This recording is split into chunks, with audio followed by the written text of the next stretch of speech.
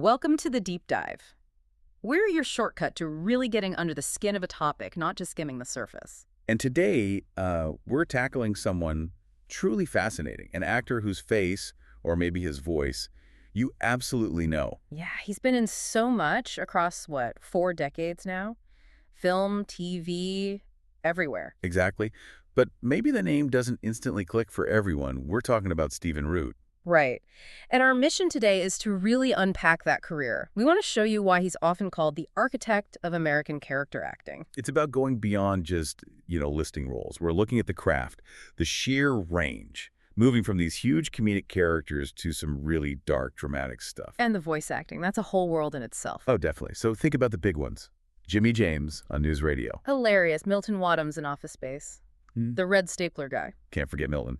Then Bill Dauterive and Buck Strickland on King of the Hill. Two totally different voices from the same guy. Incredible. And more recently, Monroe Fuches in Barry. That role got him a lot of attention. Emmy nominations, SAG Awards. Yeah. So we got a lot to cover. Where do we start? How does someone become that versatile? Well, you often look at the beginning, right? The foundations. Makes sense. So Stephen Root, born November 17th, 1951, Sarasota, Florida. But he didn't exactly stay put. No, not at all. His childhood was really defined by movement, constant relocation. Yeah, his dad, Roland Clare Root, was a project superintendent for big civil engineering projects. Not military, but it meant the family moved. A lot. Across the U.S., even into Mexico, Root himself compared it to being an army brat. And you have to think, what does that do to a kid? Especially one who ends up acting. Totally. You're always the new kid. You're observing different people, different accents, different ways of life. It's like built-in character study from a young age. You're forced to adapt to notice the nuances. It's like this huge internal library of human behavior he built up just by living, long before he ever set foot on a stage. Which brings us to his education. Yeah. And that's kind of interesting too, isn't it? It wasn't exactly straightforward. No. He graduated high school in Vero Beach, went to the University of Florida, aiming for a Bachelor of Fine Arts in acting. But he didn't quite finish. Not initially, anyway. Right. He was in his last semester, apparently really close to graduating, and he gets an offer. A chance to work on Broadway. Wow. Yeah. So he leaves college early. Yep.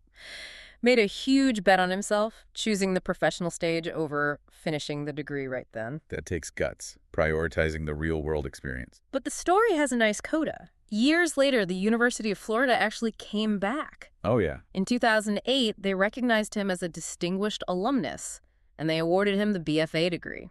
So they basically said, your career was your final semester. Essentially, yeah. They acknowledged that the quality and character of his work more than fulfilled those requirements. His career became his diploma, in a way. That's fantastic. It really speaks to the impact he'd already made by then. And that career really started on stage. His Broadway debut was back in 1980. Journey's End, right?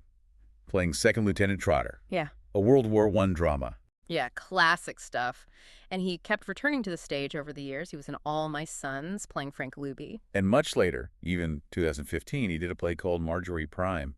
So that stagecraft, that discipline, it's always been there underneath the screen work. Definitely. So when he starts moving into film and TV in the late 80s, early 90s, you already see that versatility kicking in. What was his first film? Feature film debut was Crocodile Dundee II in 1988. He played a DEA agent. Okay, straight up authority figure. But in the same year, he's also Dean Burbage in a psychological horror film, Monkey Shines. Right away, jumping genres, serious procedural guy, then unsettling horror character. And little cameos, too. Remember Ghost? Of course, 1990, Hughes movie. He pops up briefly as a police sergeant. Just these little appearances, putting his face out there. But the early TV roles, they really show the range early on, like Star Trek. Oh, right, The Next Generation. He was a Klingon captain. Captain Kavada in the two-parter Unification in 91.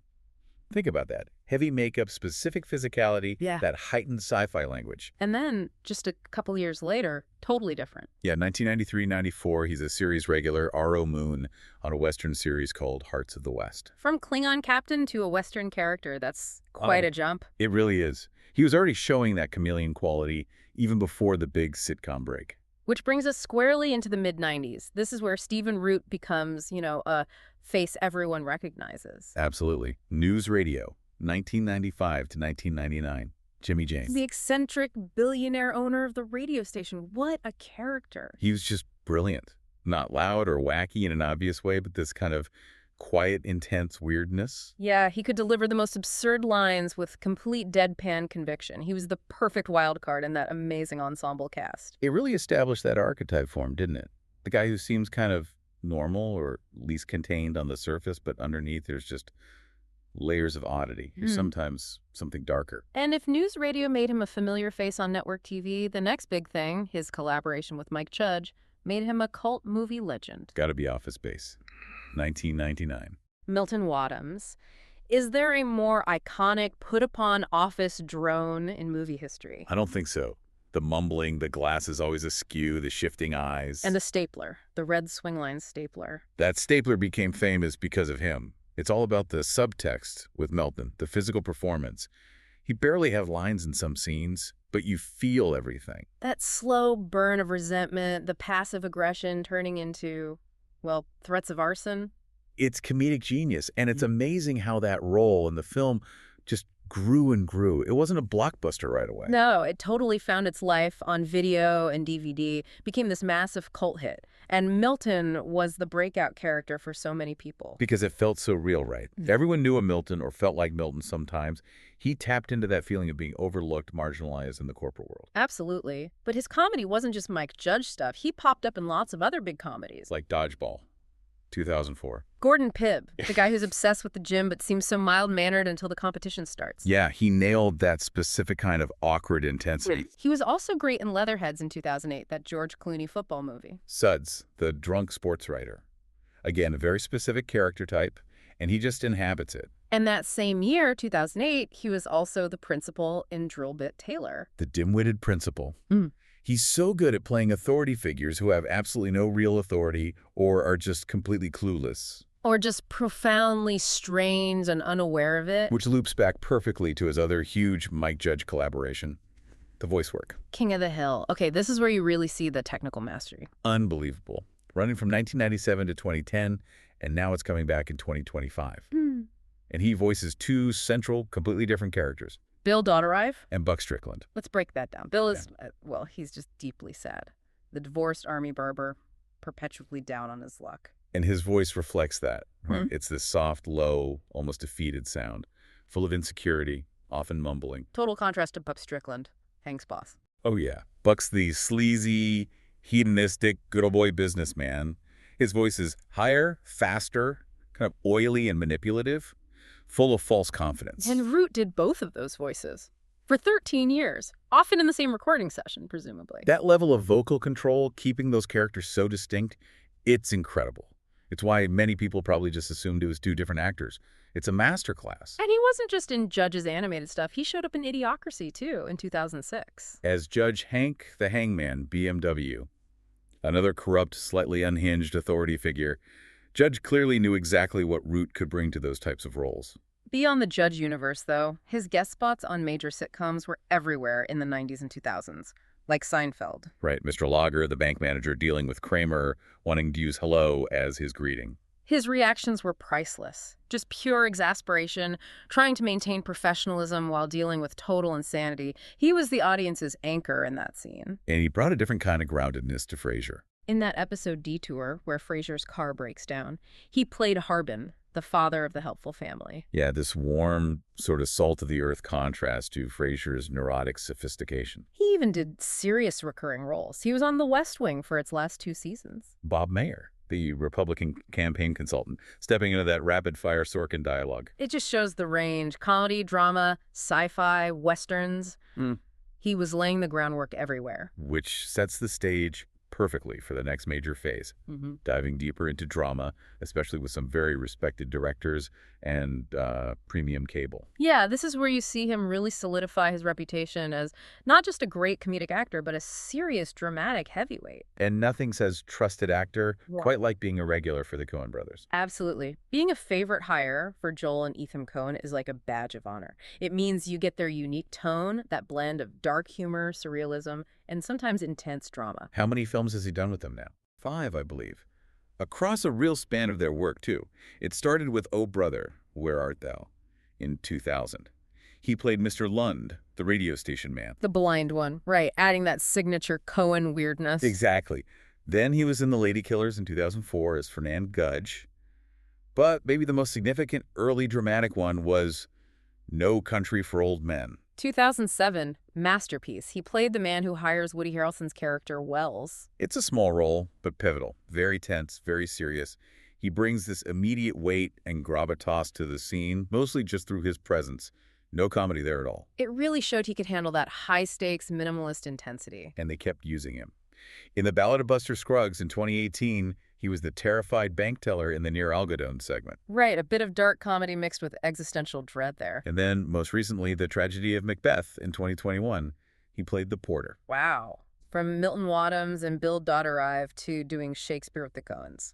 In black and white. That's the range we're talking about. They trust him with literally anything, from broad satire to classical tragedy. And that kind of trust, that reputation, it clearly opened doors, especially at HBO, which leads us to Barry. Yes, we really need to talk about Monroe Fuches. This role feels like a culmination of so many things he can do. It earned him his first Primetime Emmy nomination in 2019 for Outstanding Supporting Actor in a Comedy Series, but, calling Barry just a comedy feels incomplete. Totally. It's so dark. And Fuches is the engine of so much of that darkness. He starts as this kind of slimy, manipulative handler for Barry. Yeah, almost pathetic in his neediness. But he evolves or devolves into this genuinely dangerous, bitter figure. The Raven, the transformation physically too, with the beard and the prison look. He was terrifying by the end, but also you still occasionally saw flashes of that pathetic desperation underneath. It was such a complex performance. Absolutely. And the whole cast was recognized for it. Multiple SAG Award nominations for the ensemble. Root's ability to switch between menace and cowardice, sometimes in the same breath, was just phenomenal. You hated Fuches, but you couldn't look away. And this wasn't his first rodeo with HBO prestige drama. He'd been putting in the work there for years. Right, like on Boardwalk Empire. He played Gaston Means in Season 3. A real historical figure, right. A corrupt investigator during Prohibition. Needed that specific period feel and sinister edge. He even did a stint on True Blood. Oh, yeah. As Eddie the Vampire. A multi-episode arc. Showed he wasn't afraid to jump into pure genre stuff. And more recently, they just keep calling him when they need that reliable character actor presence. He was in the Perry Mason reboot for several episodes. Maynard Barnes, great role. And he popped up in succession as Ron Petkus. When you see him show up in shows like that, you know you're getting quality. The casting directors, the showrunners, they trust him to deliver complexity, often in just a few scenes. He brings that instant credibility. And this dramatic work extends beyond HBO. Think about The Man in the High Castle. Hawthorne Avenson. The titular character, really. A mysterious, crucial role across multiple seasons. He's played other real people, too.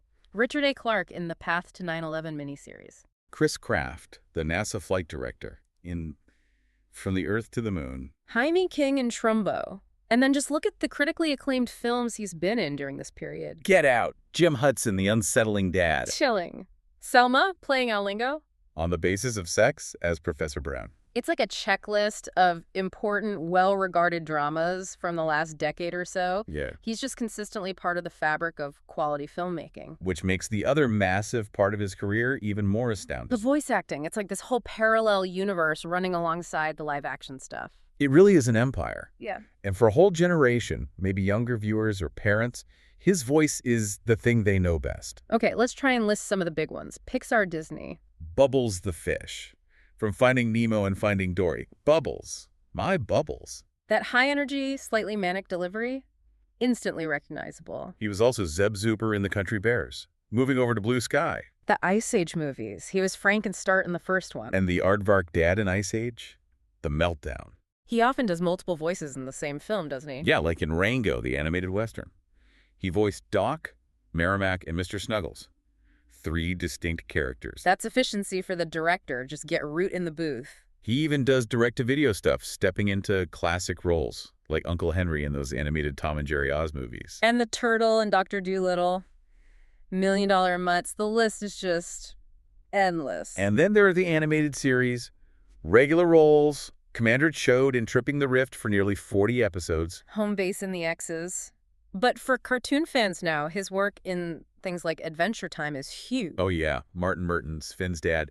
Such a great character. Annoying, but kind of sympathetic. And the Royal Tart Toter, too. Again, multiple roles. He came back for the Fiona and Cake series as well. He's in the big reboots, too.